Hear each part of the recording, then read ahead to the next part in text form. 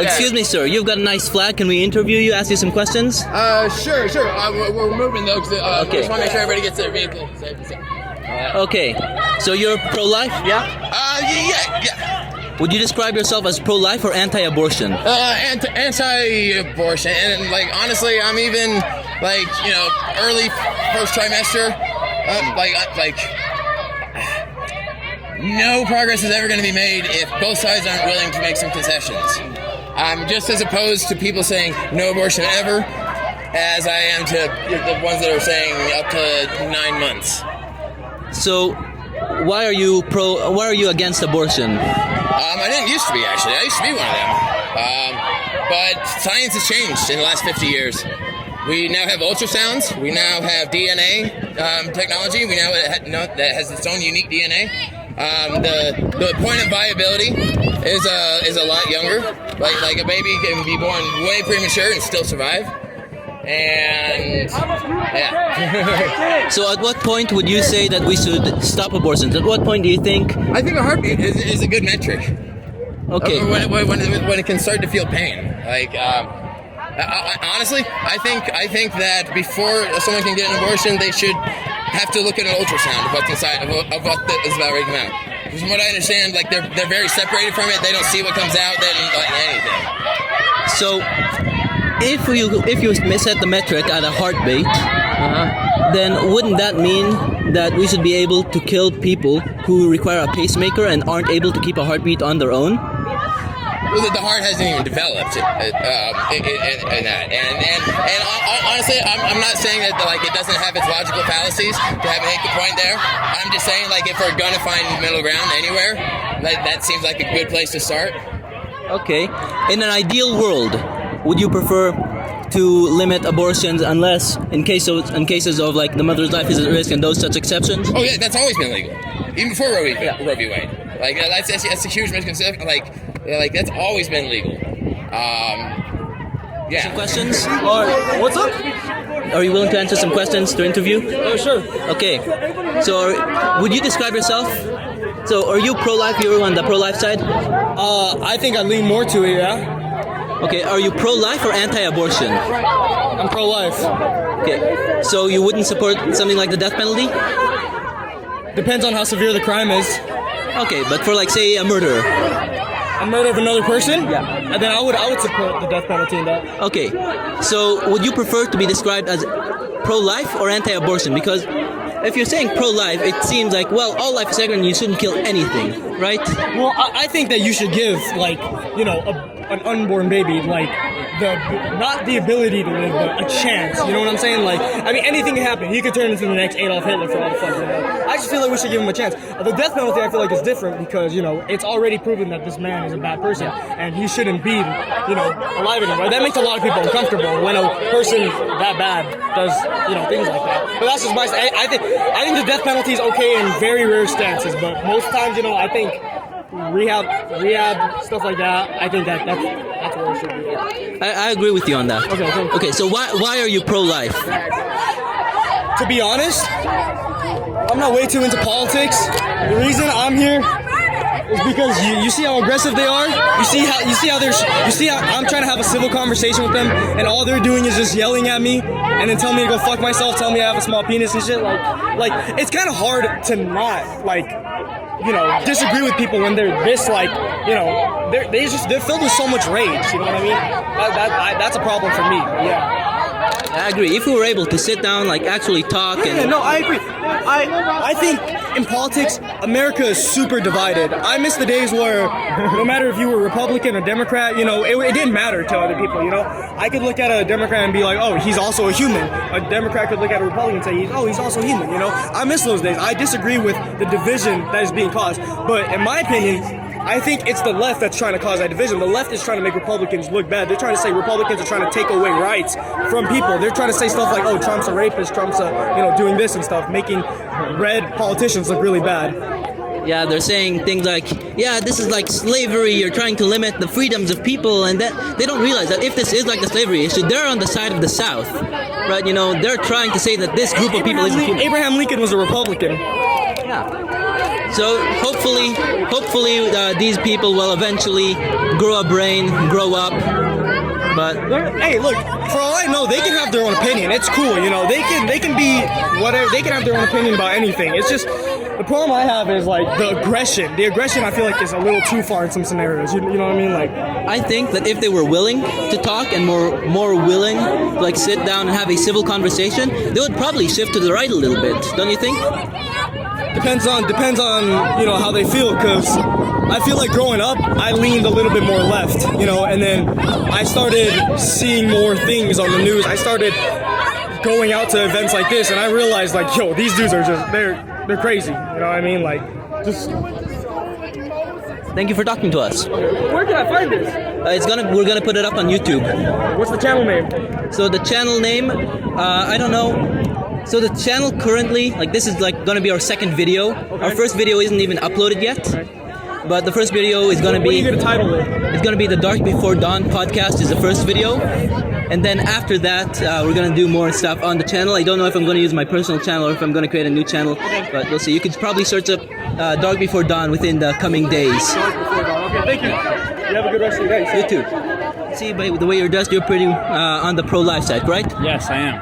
Okay, why are you pro-life? I think that women have a different choice besides killing their child. I think that, yeah, there are some things that need to be fixed in this country, but to have to sacrifice your child in order for you to live a better life, or because you feel bad for what the life they're going to live, is not an acceptable choice. I'm very pro-choice myself. I'm pro-motherhood, pro-adoption, pro-contraception, and abstinence. You can choose that one too, but I do not agree with the option of killing your child. It's like saying I'm pro-choice, pro the baby's right to choose if it wants to live. And that one too. That's the biggest choice of all, right? Right. Okay. So I see you've got the Jesus with the bald eagle, right? God bless America. Right. You're a Christian, right? Yes, I am. What denomination? I'm actually a member of the Church of Jesus Christ of Latter-day Saints. Should have expected that, you know, in Utah. Yeah. Right. Yeah. Nice talking to you. Thank you. Yeah. Thank you. Have a good one. You too. Yeah.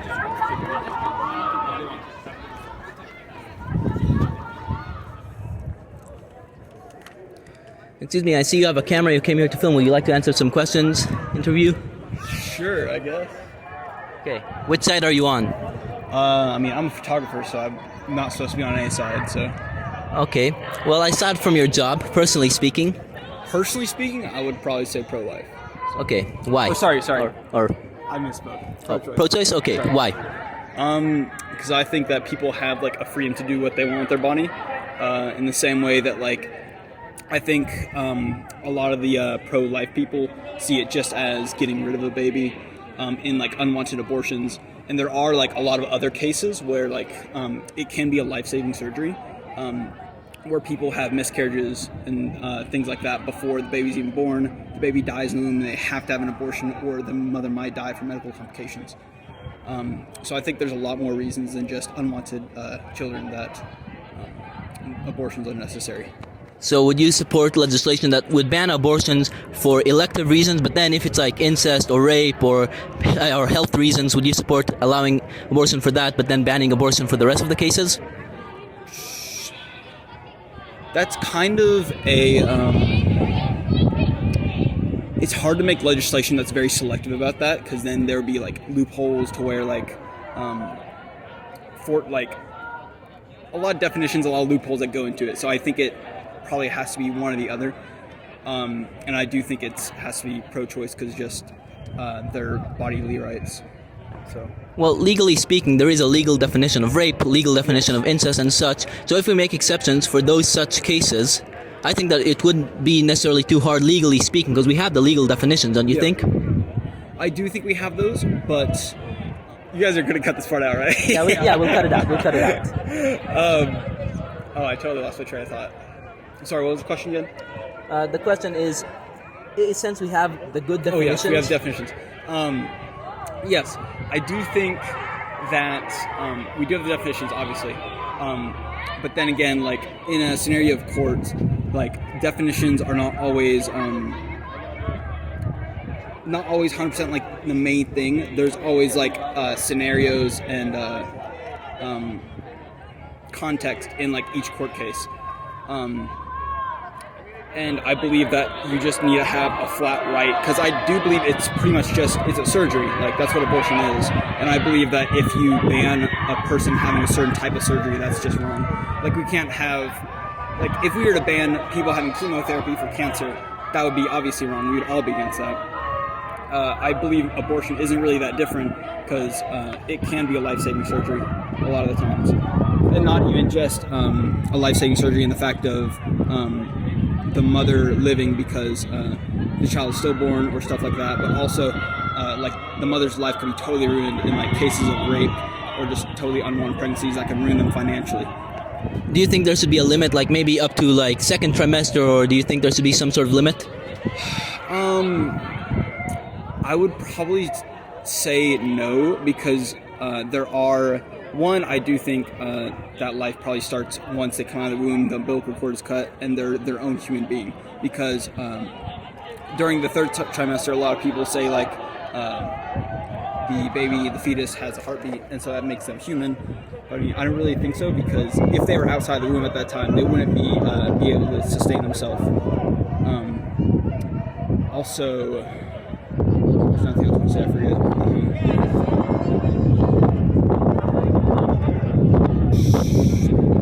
What was the question again, sorry? Limits. Limits, yes. And then also the fact of, again, like stillborns, sometimes they can have like heart problems, and babies can have heart problems whenever they're even like really late into the pregnancy, and that they would have to, or the problem with the baby is discovered very late in the pregnancy, and they would have to abort it then. So when do you think life begins? Again, as I said, as the baby is out of the mother, the umbilical cord is cut, and it can sustain itself in life. Okay, so before, like, while it's in the womb, say 9 months, about to be born, while it's in the womb. So if you don't consider it a life, so what is it? It's part of the mother. It's physically connected to the mother. It's inside the mother, and I believe it's part of the mother, just like any other organ in the mother's body.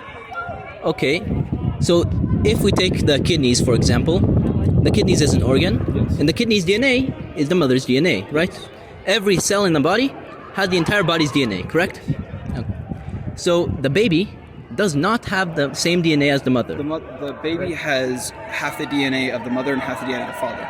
So it is still part of the mother, and it does have the DNA of the mother and the father, because, of course, that's how reproduction works. Right, yeah, so it has half the DNA from the mother and half the DNA from the father, but it is a completely new genome, completely new, right? Completely new set of chromosomes, right? So if we have this thing, and it's separate from the mother in that it's not the same DNA. It inherited some of its DNA, but DNA as a whole, you look at it, it's not the same DNA as the mother.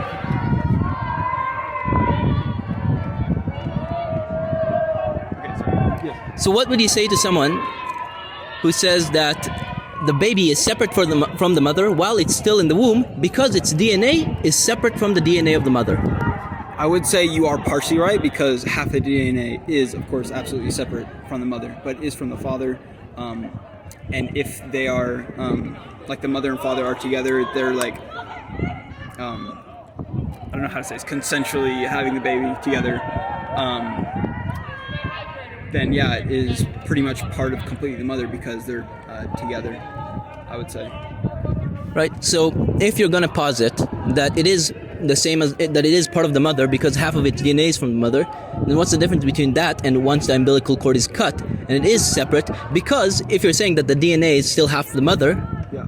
then that doesn't change between in the womb and outside of the womb. But the difference between, I would say, inside the womb and outside the womb is inside the womb. The reason the babies are inside the womb is because they can't sustain themselves. All their organs are not fully functional, and they have to stay connected to the mother via the umbilical cord to be able to gain nutrients and be able to live like that. Once they're outside the outside the womb, outside the mother in the real world, the umbilical cord is cut.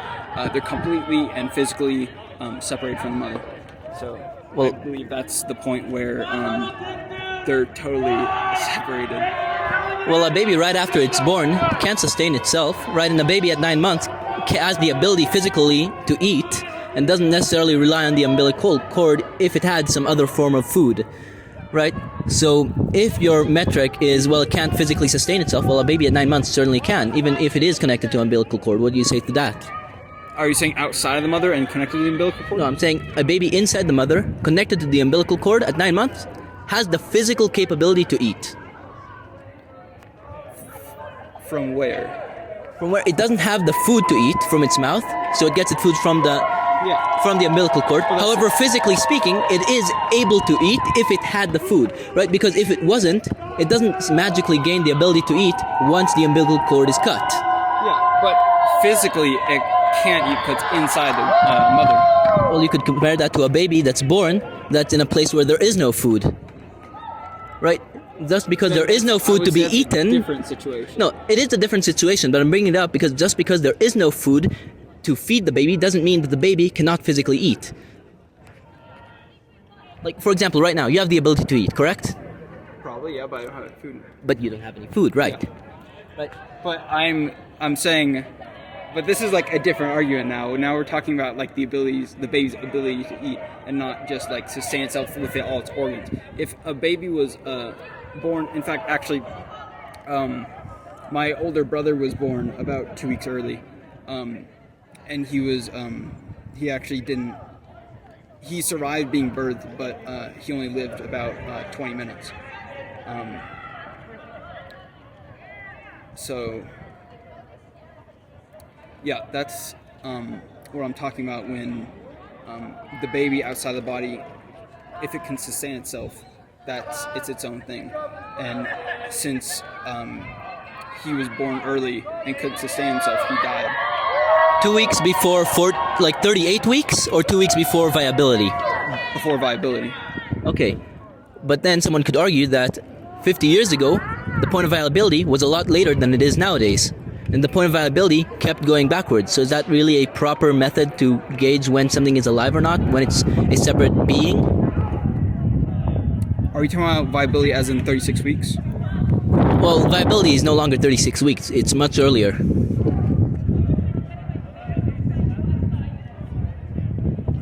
Is it?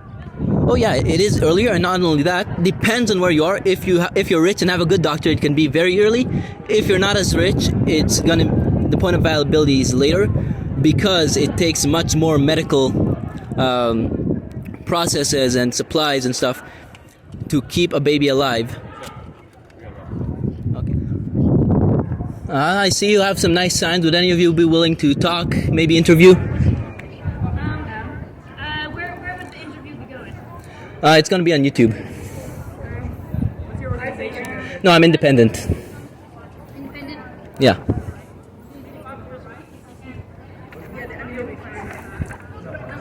I think that's a really good sign.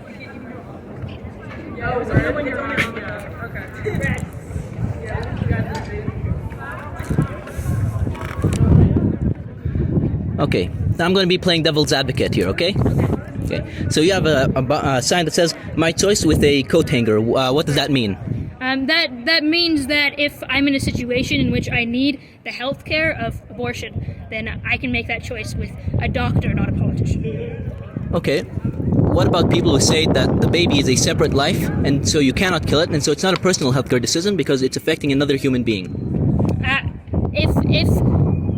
Sorry, give me a second. There's a reality there that there's a wide variable of situations, and I think that should be left up to a person and their doctor, because the politician doesn't have an understanding of that. We know that viability is at least 5 months, and personally at that point I would have a really hard time making that decision if my health was at risk. However, that's an individual decision based off of the situation, especially like a 12-year-old who's been raped or a victim of incest should not have to carry their baby to term because they didn't have the ability to tell someone the traumatic thing that happened to them. That should be a doctor and a social worker working with that child, not a politician. Do you think there should be any limits on abortion, like maybe viability, or what do you think should be the limit? Sure, I think Roe v. Wade was a good start, and then we overturned it. So having Roe v. Wade went to a term, and that was a good start. So Roe v. Wade put it up to 24 weeks, I believe, said you cannot ban it before 24 weeks. So you think that's a good point? I think that's a starting point. We obviously need more research, we need more science. But as we get the research, as we get the science moving from there, absolutely. So Roe v. Wade argued that once it's at the point of viability, it should be up to the states. And since the point of viability has changed a lot since 1973, right? Our technology's gotten better. We're better at keeping babies alive if they're born before. So, do you think that Roe v. Wade maybe isn't the best because it was decided 50 years ago, and our technology has radically advanced since then?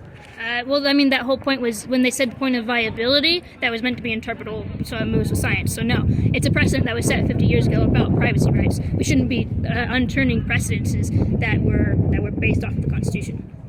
What part of the Constitution? So, and privacy rights are implied rights. So there's a difference between express rights and implied rights. Express is explicitly within the Constitution.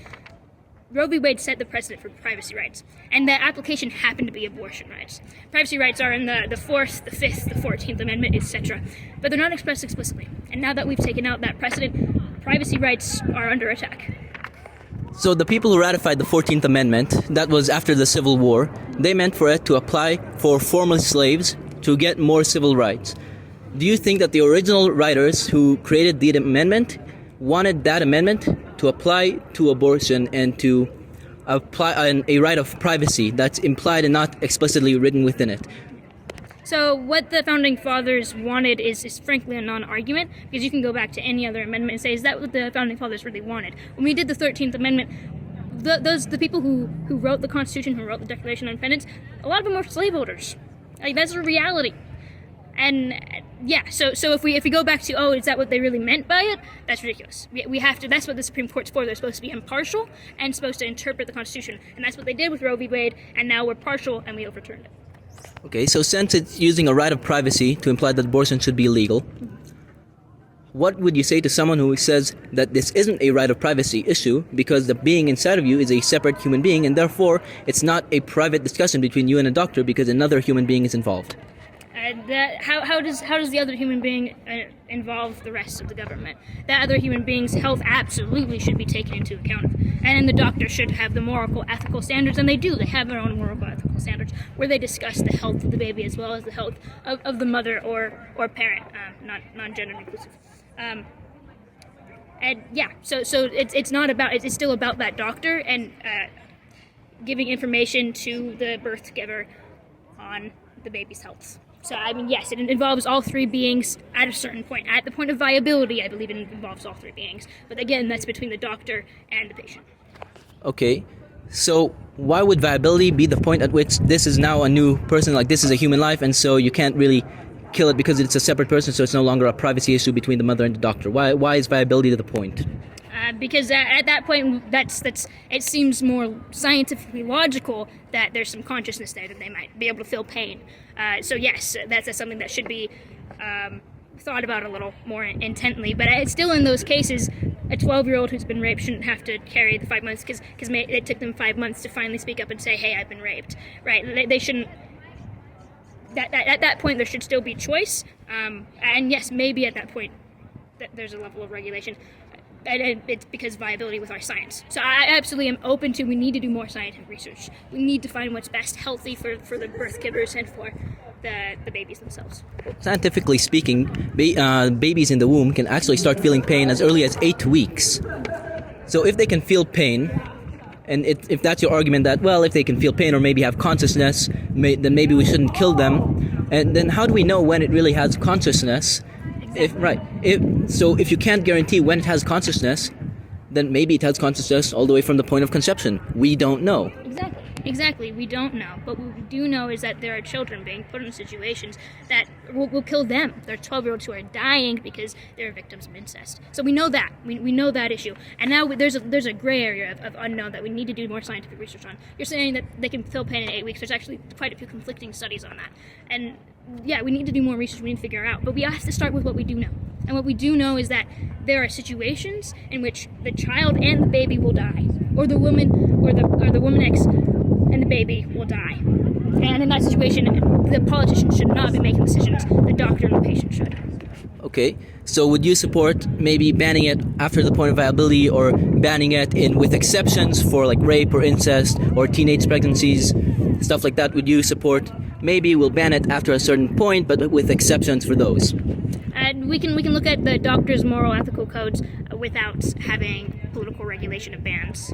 Because even within that case, let's say there's 7 months. Let's say that we're putting parameters on very variable situations. So no, I wouldn't say that a politician can look at it and say here's the parameter. I think the doctors need to do that. And yes, the doctors should have a moral, ethical code of parameters that they should work with after 5 months.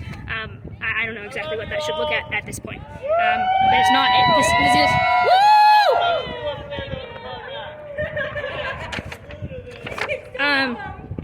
Sorry, I forgot my train of thought. Absolutely, the doctors. That shouldn't be jurisdiction for the politicians. Okay, thank you for talking to us. Yeah, thank you.